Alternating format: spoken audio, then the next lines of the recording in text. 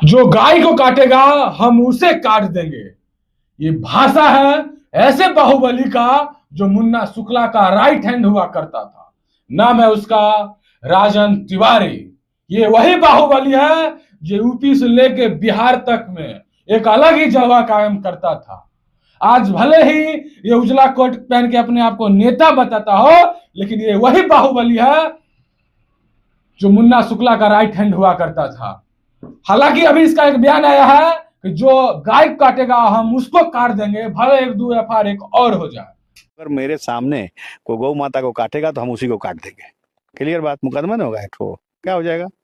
गौ हत्या मेरे सामने अगर कोई कर देगा, चाहे किसी भी बुजुर्ग खाने में मैं देख लूं कि गौ माता को टांगा गया है, तो मैं उसको वहीं टांग दूंगा जो व्यक्ति वहां पे दुकान में बेच रहा है। क्या कहना चाहता है दोस्त राजन तिवारी को? बहुत बढ़िया कदम है इनका, ये बहुत बढ़िया कदम है। जो गाय को काटेगा उसको भी काट देना ही चाहिए, समझे।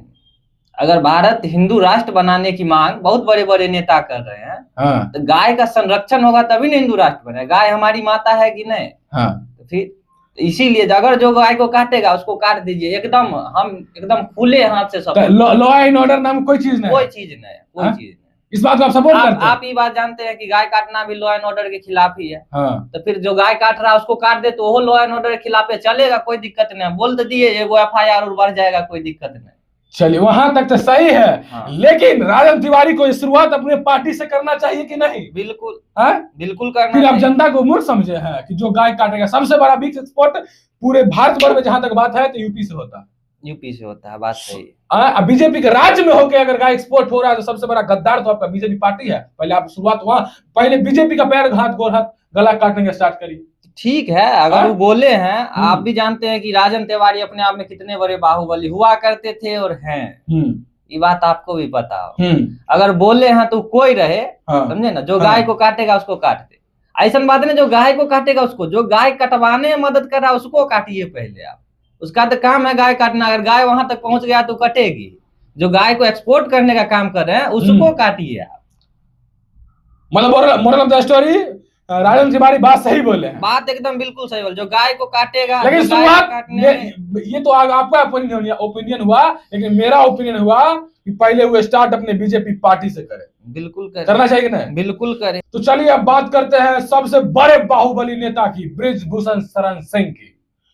भाई साहब आज वो रो रहे हैं, लेकिन रोने का मतलब ये नहीं कि उनके दिल में दर्द हो। उनके दिल में बहुत बड़ा खुशी है, क्योंकि वो उस प्लेस पे जाके रोए हैं जहां से वो शुरुआत किए थे, जहां उनके पास बिना खाए 7 दिन तक रहे थे, सिर्फ नमक चाट के। यही से मुझे सब कुछ प्राप्त हुआ। 4 साल में मिलता है। एक दिन ऐसी स्थिति आ गई थी, 7 दिन मेरे पास खाने कुछ नहीं जी। मैंने बाहर से दरवाजा बंद कर दिया, किसी पता नहीं चला। 7 दिन में नमक खा कर गया। क्या कहना चाहता है दोस्त ऐसे नेता के बारे में?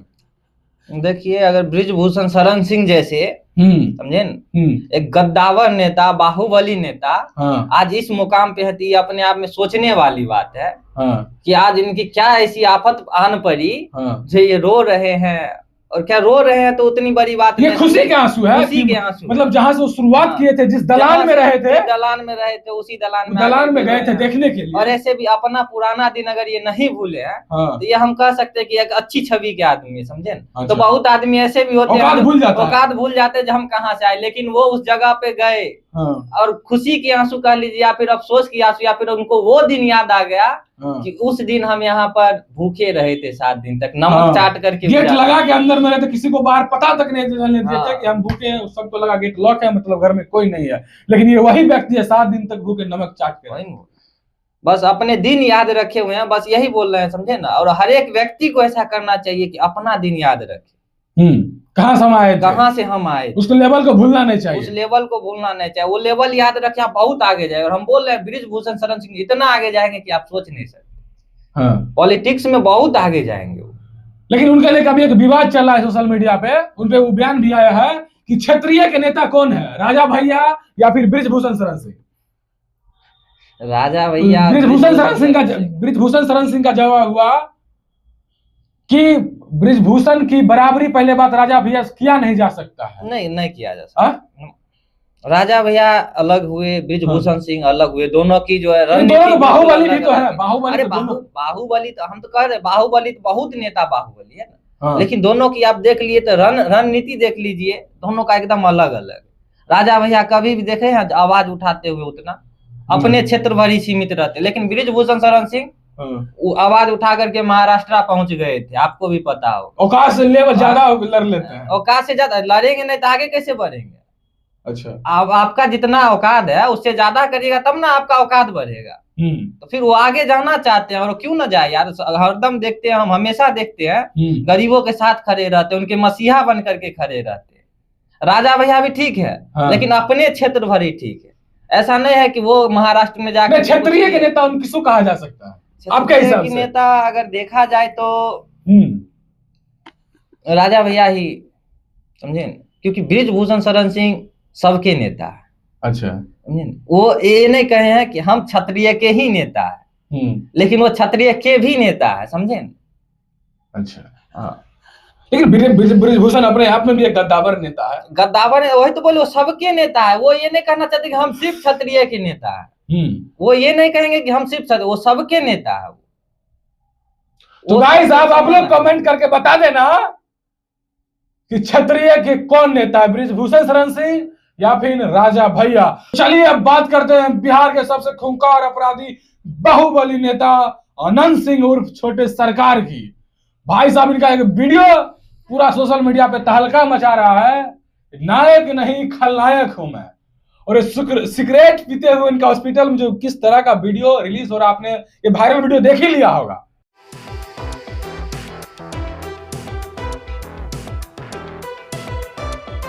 ये है लेकिन ये सच कितना है और इस पे जनता क्या ओपिनियन है, क्या कहना चाहता है दोस्तों इस वीडियो के बारे में? वीडियो आप भी देखे, हम भी देखे, समझे ना। हाँ। वो हॉस्पिटल जा रहे थे उस टाइम, एकदम इनके लिए कोई रूल रेगुलेशन ना, एकदम स्मोकिंग एरिया आती, हॉस्पिटल एरिया है, एकदम सिगरेट फूकते हुए एकदम अथी क्या कहते हैं रास्ता ही जमाते हुए जा रहे हैं, वही पुलिस पीछे घूम रहा है। एक बात बताइए आप, हाँ। छोटे सरकार ऐसे ही कहता है लोग, अरे कुछ तो खास है उनमें जो आम लोगों से अलग करती है, जो लोग उन्हें छोटे सरकार का टाइटल दिए हैं, यही ना। आरजेडी बड़ा इसको ट्रोल कर रहा है कि देखिए ये रीलबाजी बना रहे हो, जेल से निकल। रीलबाजी ने उनका रुतबा ही वही है, रीलबाजी नहीं कहिए आप उसको, समझे ना। आरजेडी पोस्ट कर रहा है अपने सोशल मीडिया हैंडल से कि हॉस्पिटल से अथी चेकअप के नाम पे निकल के रीलबाजी कर रहे हैं वहाँ हॉस्पिटल में जाके। अब देखिए, जो किए नहीं किए वो अलग बात है, समझे ना। हाँ। लेकिन हम इतने कहना चाहते हैं कि ऐसा ही थोड़ी ना बिहार में पॉलिटिक्स का मतलब अनंत दा है। जेल जा रहे थे उस समय भी उनका वही स्वैग था, जो स्वैग आपको ये यहाँ दिखा है वही स्वैग था। वो जेल में रहते हैं वहां भी उनका वही स्वैग होगा। कानून व्यवस्था गरीबों के लिए, अमीरों के लिए नहीं, खास करके नेता के लिए तो कानून कुछ है ही नहीं। खास करके सरकार है, शासन की सरकार है, खास करके बात अगर अनंत दा की रही तब तो कानून पहला ही टूट जाता है। वो सीधा सीधी कहते हैं जेल हमारे दोसर घर है, हमरा जेल देखल है, हमरा जेल देखल है, जेल हमारे दोसर घर है। मतलब विपक्ष से सवाल उठाने से कोई घंटा फर्क नहीं पड़ेगा। हम पहला ही आपको कितना बार बोल चुके हैं इस मैटर में कि विपक्ष भौंकते रह जाए, भले आनंद सिंह का कोई कुछ नहीं उखाड़ पाएगा, आनंद सिंह का कोई बाल भी बाका नहीं कर सकता। आनंद सिंह है, जलवा हमेशा कायम रहेगा, जलवा हमेशा कायम रहेगा। जब तक वो जिंदा रहेंगे तब तक जलवा कायम रहेगा। उनके जैसा नेता नहीं आ सकता है कोई दूसरा। एकदम वो जहां रहेंगे तहां वीआईपी ट्रीटमेंट के साथ ही रहेंगे। क्या कानून व्यवस्था सब, कानून व्यवस्था हम पहला ही बोल दे, कानून व्यवस्था आनंद के लिए बनबे नहीं किया। जेल उनका दोसर घर है। आप बताइए ना, 2005 से वो लगातार एमएलए कितना बार जेल, और नीतीश कुमार के नाम पे नहीं, अपने नाम पे अपने नाम पे है। नीतीश कुमार कुछ नहीं है उनके लिए, जो है वो अपने नाम पे। अनंत सिंह वहाँ पर्सनल, नीतीश कुमार नहीं जीतते हैं election, Anant Singh personally election जीतते हैं। नीतीश कुमार के गठबंधन की जरूरत है, सहयोग की जरूरत है, कुछ आनंद दा मतलब आनंद दा, जो कह दिए सो कह दिए। उनके लिए सब कुछ जो है सो वन मैन आर्मी है वो, समझे। और यहाँ पर जो अनंत सिंह का फैन फॉलोइंग है, जो भी है, जो उनको जानते हैं, जो उनको चाहने वाले हैं, चाहे जो उनके विरोध भी में है, तो उनका एक फेक वीडियो, कोर्ट पसियर का वीडियो, एक बजे रात का जो है उस तरह का कोई है, जज साहब बोल रहे हैं कि आपको 1 बजे रात को क्या जरूरत थी उस घर में जाने की, उसको एक आतंकवादी था, एक टेररिस्ट था, वो एक वीडियो फेक वीडियो है, किसी और अपराधी के लिए है, अनंत सिंह का थंबनेल यूज करके फोटो लगा के उस वीडियो को वायरल किया जा रहा है, इसलिए आप लोग अलर्ट हो जाइए, वो फेक वीडियो है, वो बहुत साल पुराना वीडियो है, इसलिए जहां तक हमको पता है, मैंने उस वीडियो को पहले भी देख चुका है और ये फेक न्यूज था, इसलिए आपको बताना, अलर्ट करना जरूरी है। क्या कहना चाहते हैं इस पर? देखिए ये जो देखे हैं वीडियो, जज समझे ना, अब आप बताइए, जेकर पूरा बिहार के पॉलिटिक्स पे पकड़ है, ओकरा एगो जज बोल सकता है इसे? अगर जज चाहे तो उसका तो कहिया फांसी हो जाता, आनंदा को कहिया फांसी हो जाता, लेकिन वो जज को भी खरीदने का समर्थ रखे हुए हैं, उसके लिए टेंशन नहीं लेना। ये जो वीडियो है पूरा फेक है। हाँ फेक, मतलब उसका है वीडियो है ओरिजिनल, लेकिन वो किसी और के लिए है। देखिए फेक ऐसा थोड़ी हम कह सकते हैं, जज, ये जज जो है आनंद दा के लिए ऐसा स्टेटमेंट नहीं दिया है, समझे ना, कि आपको क्या जरूरत थी 1 बजे रात में वो टेररिस्ट के घर पे। आनंद दा टेररिस्ट रहते तभी एमएलए रहते, आप ये बताइए। चलिए आप लोग इसके बारे में क्या सोचते हैं, फटाफट कमेंट करके बता देना और वीडियो को लाइक जरूर कर देना, क्योंकि यहाँ पे एक अनंत सिंह का बात का चर्चा हो रहा है।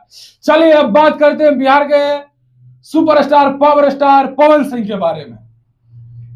पवन सिंह को बहुत लोग ट्रोल कर रहे हैं कि कोई आदमी अगर आपका पहले पैर यहाँ पकड़ता था, यहाँ पकड़ता था, यहाँ पकड़ता था, तो आप उसको इस तरह से, कोई आपको झुक रहा था, इसका मतलब ये नहीं कि वो कमजोर है अंदर से।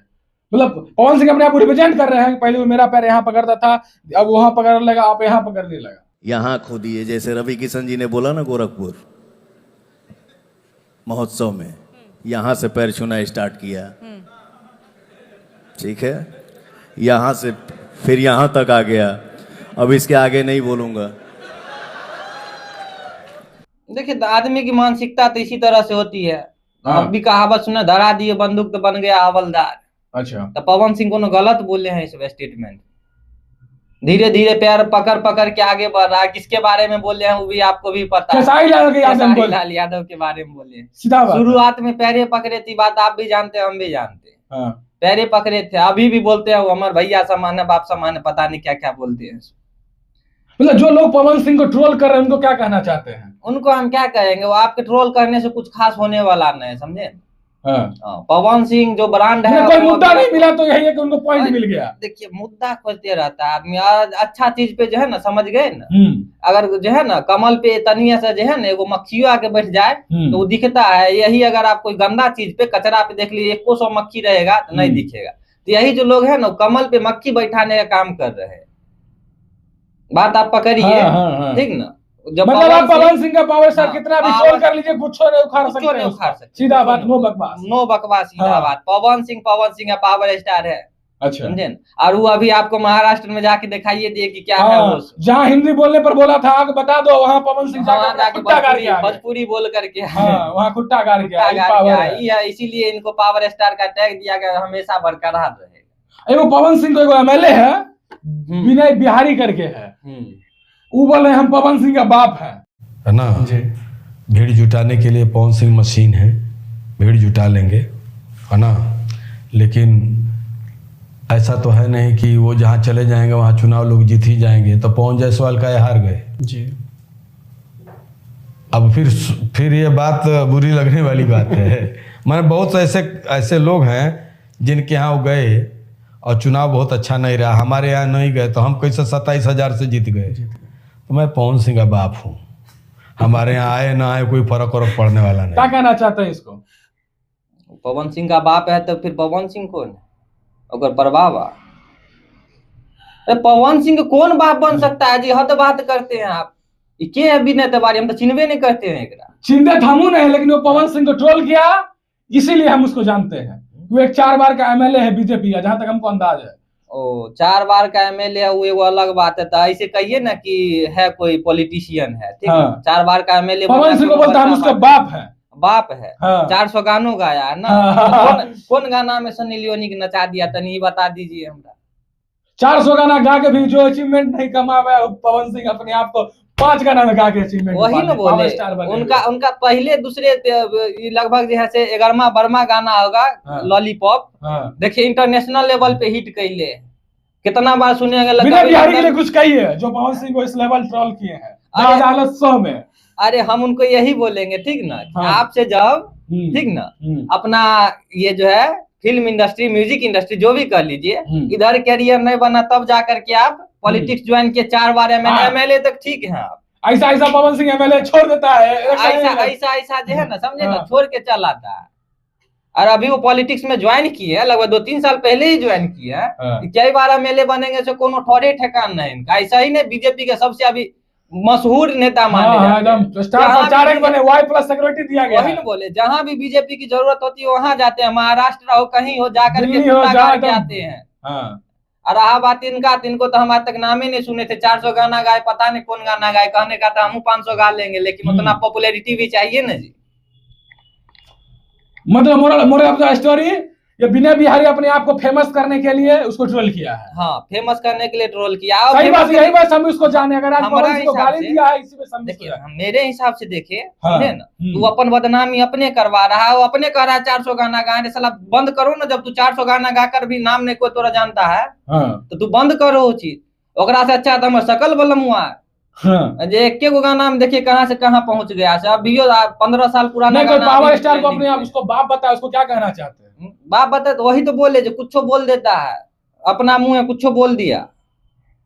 तनी हिसाब से बोलो। एगो खेसारी लाल का मूवी आ रहा है। मूवी आ रहा है, इसके बारे में क्या कहता है, क्या कहना चाहते हैं? देखिए मूवी आ रहा है, मूवी का हम अभी डीजे खेसारी क्या कहना चाहता है इस पे? नहीं देखिए, अच्छी बात है, मूवी आना चाहिए, मूवी तो आना चाहिए। देखिए एक्टर है, मूवी आना ही चाहिए। हाँ, और क्या लग रहा है इसका मूवी पवन सिंह को मात दे पाएगा ना? पवन सिंह मात दे देगा खेसारी लाल का मूवी? पॉसिबल ही नहीं, पॉसिबल ही नहीं। थंबनेल देख के क्या लग रहा है? फोटो पोस्टर रिलीज हो गया है। थंबनेल देखने से हम क्या बोले, अभी कुछ कहा नहीं जा सकता। कहा नहीं जा सकता। पहले देखेंगे हमारा अकेला व्यू से कुछ होने वाला है। देखेंगे कि पब्लिक उसको किस तरह से सपोर्ट कर रही है, क्या कर रही है, क्या नहीं कर रही है, उसके बाद ही ना कुछ होगा। इसीलिए आ रहा है मूवी, आने दीजिए, देखेंगे कैसा मूवी है। और हम तो इतना तब ये कह देते हैं कि पवन सिंह के टक्कर तो नहीं दे सकता उनका मूवी, लेकिन फिर भी देखेंगे लोग उनका कैसा बिहेव करते हैं उस मूवी को लेकर के, तब हम अपना भी ओपिनियन देंगे। सब कुछ मद्देनजर रखते हुए, बिना देखे तो हम कुछ नहीं कह सकते। आने दीजिए मूवी। आप लोग खेसारी लाल के मूवी के बारे में क्या सोचते हैं, अपनी राय कमेंट में दे देना। चलिए अब बात करते हैं ऐसे पॉलिटिशियन की जो 11 को मुख्यमंत्री बना दिया, लेकिन खुद भी एक भी सीट जीत नहीं पाया। ऐसे राजनेता की, नाम है उसका प्रशांत किशोर।